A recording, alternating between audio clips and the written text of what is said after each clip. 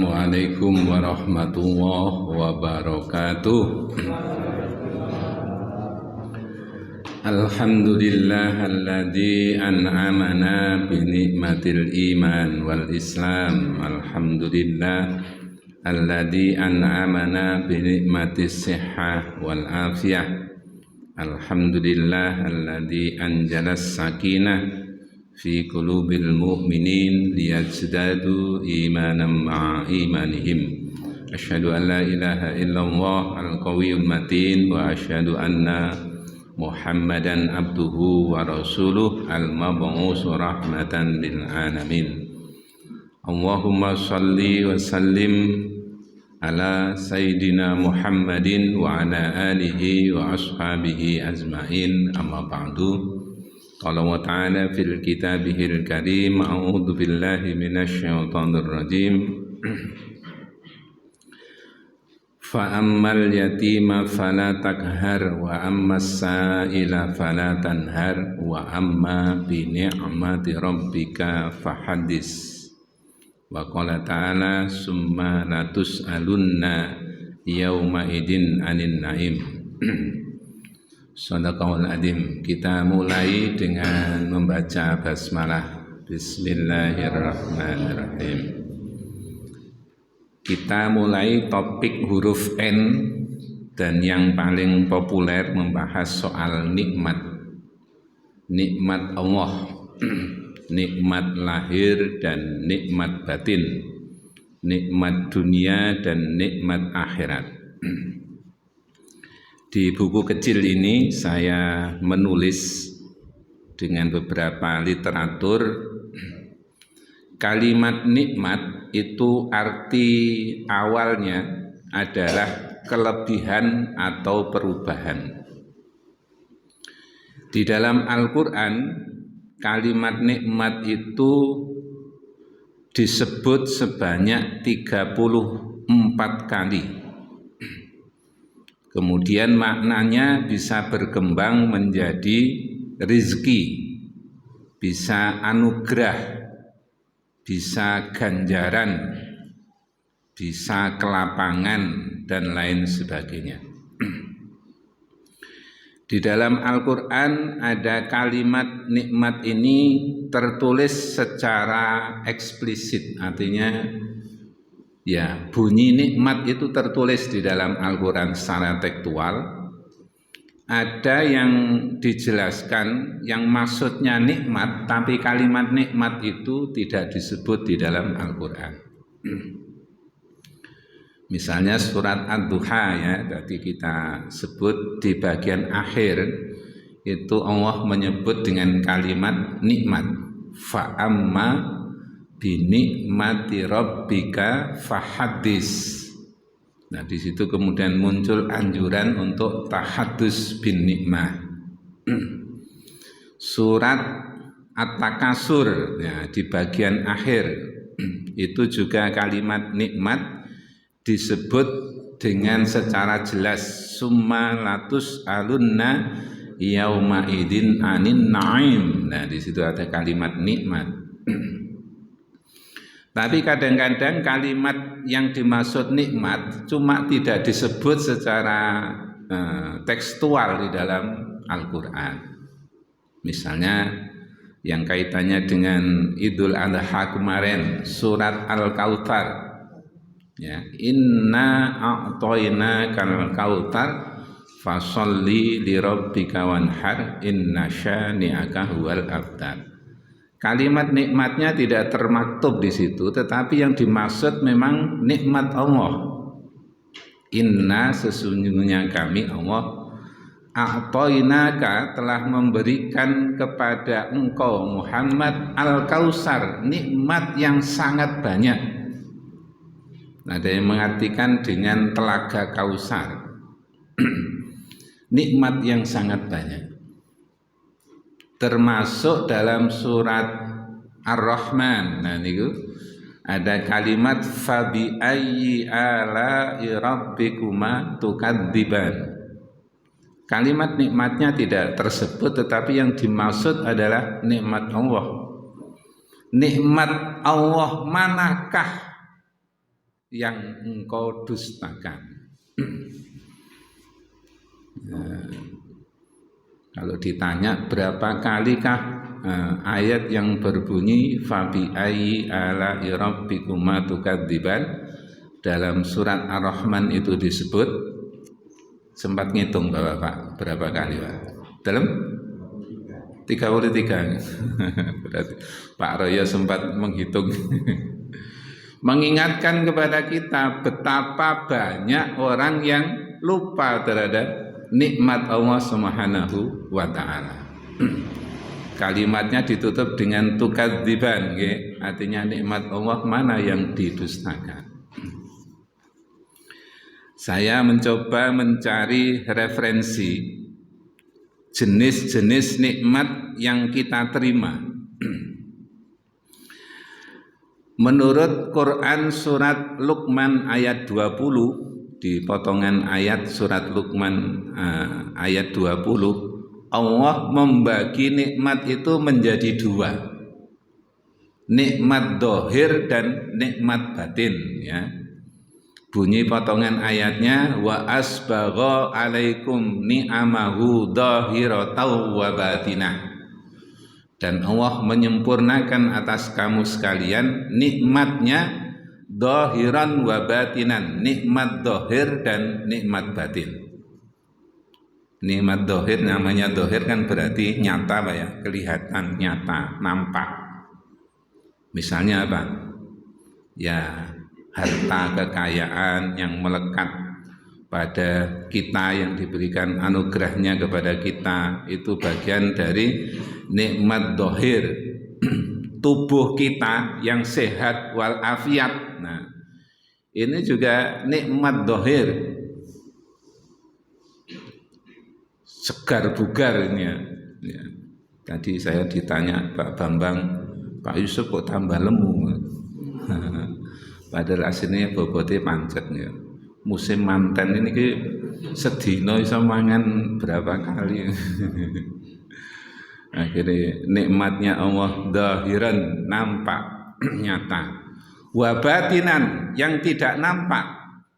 Contohnya nyawa yang ada dalam diri kita sekalian. Ruh kan tidak nyata ya, tidak nampak oleh kita. Wa yas'alunaka 'anir ruh qulir ruhu min amri rabbi wa ma utitum minal ilmi illa qalila. Dan begitu berharganya namanya ruh itu, nyawa itu ya. Kalau bisa dibeli itu berapapun akan dibeli ya. Orang kalau sudah sakit, sudah sakaratul maut itu maunya kan nyawa itu bisa dibeli gitu. Tapi kan masing-masing sudah ada jatahnya ya. Roh, kita belajar seperti ini ya, belajar taklim seperti ini, ilmu yang kita peroleh itu juga nikmat Allah, nikmat yang tidak nampak, wabatinan. Iman yang kita miliki itu juga bagian nikmat yang batinan. Tadi di awal itu saya mengawali muqaddimah, alhamdulillah alladzi an'amana binikmatil iman wal islam. Iman Islam itu adalah nikmat yang sangat luar biasa berharganya kepada kita sekalian. Nek sampai mati kok ternyata mboten iman, mboten Islam, itu tidak ada harganya sama sekali besok. Di ayat Al-Quran, wa may yabtaghi ghairal islam madina falyuqbala minhu wa huwa fil akhirati minal khasirin. Siapa yang mencari agama selain Islam menjadi agamanya, maka besok di akhirat di samping agamanya itu tidak diterima oleh Allah Subhanahu wa taala, besok di akhirat jelas akan merugi. Falayyuqbala minhu, tidak akan diterima oleh Allah, wa huwa fil akhirati minal khasirin, dan besok di akhirat menjadi orang-orang yang merugi. Maka ketika Rasulullah Muhammad SAW melaksanakan haji yang pertama dan yang terakhir disebut dengan haji wada, nah, kemudian turun ayat dari Allah Subhanahu wa taala, menurut sebagian ini ayat yang terakhir turun kepada Kanjeng Nabi, menunjukkan bahwa Islam itu menjadi nikmat Allah yang sangat luar biasa berharganya. Sampai-sampai orang-orang Yahudi itu bilang kepada Umar bin Khattab, andaikan ayat itu turun kepada agama kami, agama Yahudi, niscaya hari turunnya itu akan kita peringati sebagai hari ulang tahun, karena saking hebatnya ya, surat itu atau ayat itu. Al-yauma akmaltu lakum dinakum wa atmamtu alaikum nikmati. Nah itu. Wa raditu lakumul Islam madina. Nah ini hadirin sekalian, orang menyebut dengan kalimat dohir dan kalimat batin. Ada lagi yang membagi nikmat itu menjadi dua. Nikmat yang bisa kita peroleh dengan usaha kita, namanya nikmat kasbi. Nikmat kasbi. Yang kedua, nikmat yang kita peroleh tanpa usaha, langsung pemberian dari Allah Subhanahu wa taala. Kita kerja banting tulang ya, sehari semalam atau dalam jam tertentu untuk mendapatkan rezekinya Allah Subhanahu wa taala, kok ternyata betul-betul dapat rezeki. Nah, itu namanya nikmat kasbi. Teng manten kula bolak-balik wong sulit diparingi berkat. Nah, niku termasuk kasbi nggih. Nikmat kasbi. Ada nikmat yang tidak usah kita usahakan, sudah diberi langsung oleh Allah Subhanahu wa taala. Contohnya apa? Ya, hidup kita ini ya. Ini kan tidak usah diminta, Allah itu sudah memberikan nikmatnya kepada kita sekalian. Diberi nikmat sehat, meskipun ini juga ada usaha kita juga, adalah bagian dari pemberian dari Allah Subhanahu wa taala. Nah, yang ketiga hadirin sekalian, ada yang membagi nikmat itu menjadi dua, nikmat dunia dan nikmat akhirat. Karena yang nampak ini adalah nikmat dunia. Kadang orang itu sangat luar biasa mati-matian untuk mendapatkan nikmat dunia sebanyak-banyaknya. Sampai ada napa niku unen-unen nggih menghalalkan segala cara supaya bisa mendapatkan nikmat yang sangat luar biasa banyaknya. Sehingga kadang-kadang peraturan-peraturan yang mestinya harus dijalankan karena demi mendapatkan nikmat dunia, peraturan-peraturan itu kemudian diabaikan. Adik-adik membaca sejarahnya umatnya Nabi Musa, yang kemudian wujudnya dirubah menjadi kera dan babi, ya, menjadi kera dan babi. Itu karena melanggar peraturan untuk beribadah hari Sabtu, hari besarnya, hari istimewanya namanya hari Sabat, hari Sabtu. Mestinya tidak boleh melanggar itu. Nah, karena tetap melanggar demi mendapatkan nikmat yang sangat banyak, nikmat dunia, maka kemudian di bahasa wayangnya disabdo, dirubah bentuknya oleh Allah Subhanahu wa taala. Mereka yang melanggar itu menjadi kera dan menjadi babi.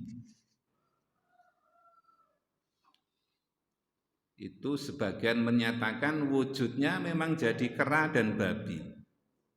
Tapi sebagian mengartikan kera dan babi di situ adalah sifat yang melekat pada umatnya Nabi Muhammad yang melanggar peraturan hari Sabtu. Kalau dimaknai lebih dalam itu kan ya sifat kera dan babi itu sangat betul-betul sindiran yang sangat keras ya. Babi itu kan hewan yang bahasanya istilah kita itu ngawur ya. Makan sepuas-puasnya. Kalau sudah terlalu penuh, terlalu kenyang, nanti dikeluarkan bisa melalui pintu depan dimuntahkan atau melalui pintu belakang. Nanti kalau sudah lapar, yang dimuntahkan itu dimakan lagi ya. Jadi ngawur. Nah, orang Indonesia untuk menggambarkan ngawurnya orang itu dengan kalimat membabi buta. Nah, itu. Babi itu sudah ngawur ditambah buta, jadi tambah ngawurnya top itu. Namanya membabi buta. Masya Allah. Orang Indonesia kadang-kadang membuat kalimat itu ya kasar sebenarnya Pak ya. Ada yang menyebut dan kalimat kera. Kera itu kan hewan yang sangat rakus. Tangan kanan, tangan kiri, kaki kanan, kaki kiri, mulutnya sudah ada. Barangkali mungkin makan pisang itu masih rebutan. Wataknya seperti itu. Nah, yang hebat seharusnya kita adalah fokus untuk mendapatkan di samping nikmat dunia, juga jangan lupa betul-betul memprioritaskan nikmat akhirat. Nikmat akhirat. Wabtaghi fima ataqallahu daral akhirata wala tansa nasibaka minad dunya wa aksin kama ahsana wa ilaik wala tabghil fasada fil ard innahu la yuhibbul mufsidin.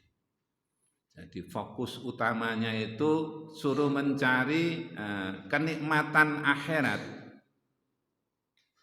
pada kehidupan akhirat yang nikmatnya akan menjadi nikmat sempurna ya, nikmat yang abadi, dan itu menjadi keharusan bagi kita sekalian untuk mendapatkannya. Hadirin Bapak Ibu yang dirahmati oleh Allah, atas berbagai nikmat yang diberikan Allah Subhanahu wa taala kepada kita, setidaknya ada 4 hal yang perlu kita lakukan. Pertama, kalau mendapatkan nikmat mestinya kita tahadus bin nikmat. Jadi saking senengnya mendapatkan nikmat Allah dicerita-ceritakan. Misalnya kebetulan anaknya mendapatkan ranking ya, dari wisuda mendapatkan ranking pertama ya, dengan lulusan yang bahasa apanya kalau lulusan yang bagus itu cum laude. Nah, cum laude. Atau di dalam pondok itu predikatnya mumtaz gitu ya.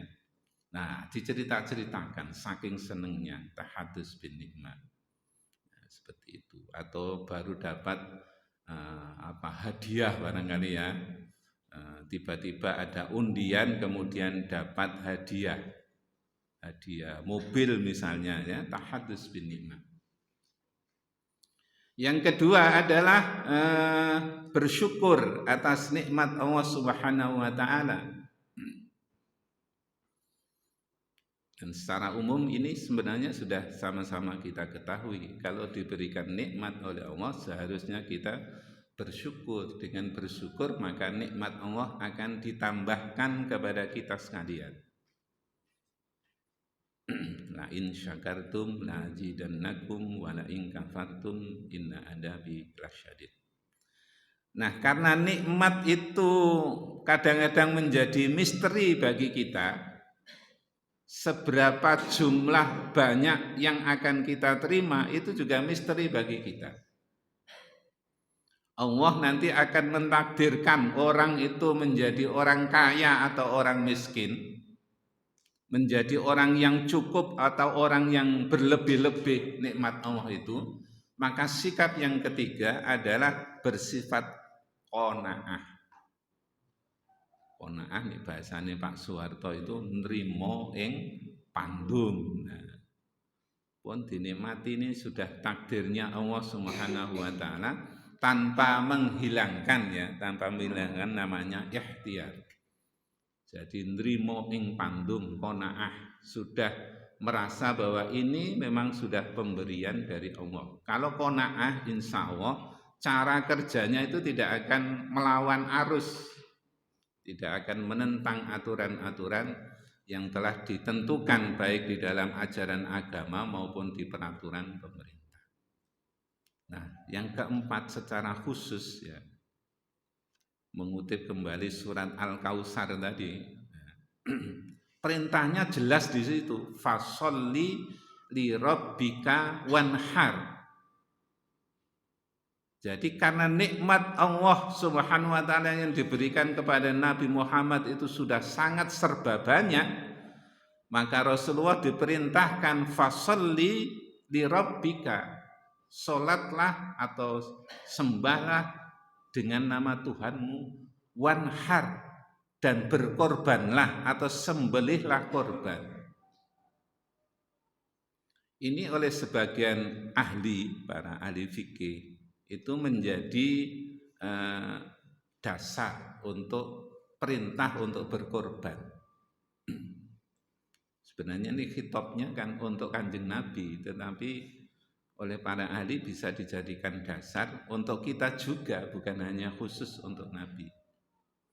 Maka dari sebagian nikmat yang kita peroleh itu secara khusus pada Yaumun Nahr, pada bulan Idul Adha, pada saat penyembelihan hewan kurban harus disisakan sebagiannya bagi mereka yang berlebih untuk berkorban. Saya kalau baca tulisan soal korbannya Kanjeng Nabi ini, Masya Allah, kita ini belum ada apa-apanya dibanding Kanjeng Nabi ya. Saking hebatnya. Setiap tahun Rasulullah berkorban 2 ekor kambing atau apa, nama lain kambing domba atau apa ya. Satu disembelih untuk Nabi dan keluarganya. Hadza min Muhammad wa ahli. Ini dari Nabi Muhammad dan dari keluarganya. Satunya disembelih atas nama umatnya. Wow, bayangkan hadirin sekalian ini. Disembelih atas nama umatnya. Nah, dari sini kemudian kadang-kadang timbul guyonan, Pak ya. Guyonan parikeno niki. Kan korbane umatnya wis diwakili Kanjeng Nabi Muhammad. Walaupun tidak korban kan sudah diwakili Nabi Muhammad. Lah itu sing mboten enak seperti itu. Itu jadi alasan.